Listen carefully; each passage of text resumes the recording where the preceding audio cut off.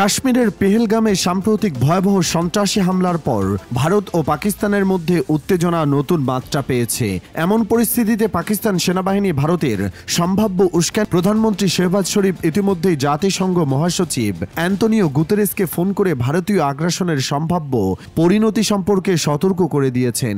তিনি জানান, ভারতের যে কোনো আগ্রাসনের জবাবে পাকিস্তান তার সার্বভৌমত্ব ও ভূখণ্ড রক্ষায় পূর্ণ শক্তি প্রয়োগ করবে। এমনকি প্রতিরক্ষামন্ত্রী খাজা মোহাম্মদ আসিফ পরোক্ষভাবে পারমাণবিক অস্ত্র ব্যবহারের ইঙ্গিত দিয়েছেন যদি ভারতের হামলা বাস্তব হয়ে ওঠে। ভারতীয় সংবাদ মাধ্যমের প্রতিবেদন অনুযায়ী ভারতের গোয়েন্দা সংস্থাগুলো বলছে আগামী 24 থেকে 36 ঘন্টার মধ্যে পাকিস্তানে সামরিক অভিযান শুরু করতে পারে ভারত। এর প্রেক্ষিতে উত্তেজনা আরও বাড়তে পারে যখন ভারতীয় বাহিনীর 4টি রাফাল যুদ্ধবিমান কাশ্মীর অঞ্চলে টহল দিতে গিয়ে পাকিস্তান বিমান বাহিনীর প্রতিক্রিয়ায় পিছু হটে যায় বলে দাবি করে পাকিস্তানের রাষ্ট্রীয় টেলিভিশন পিটিভি।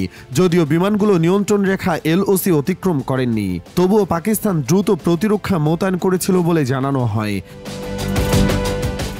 এই উত্তপ্ত পরিস্থিতিতে নিজ দেশে ভারতের কিছু নিরাপত্তা বিশ্লেষক আগ্রাসী মনোভাবের বিরুদ্ধে সতর্কবার্তা দিচ্ছেন।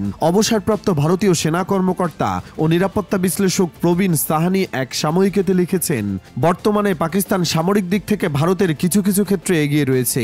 তার মতে পাকিস্তানের 6 লাখ সেনা ভারতের 13 লাখ সদস্য সংবলিত বাহিনীর সঙ্গে পাল্লা দিতে সক্ষম হয়েছে দুটি কারণে। 1, 1948 সালে গঠিত ISI এর কার্যকর গোয়েন্দা কার্যক্রম। 2, সরাসরি সেনাপ্রধানের অধীনে সেনাবাহিনীর কার্যক্রম, যা সিদ্ধান্ত গ্রহণে দ্রুততা আনে।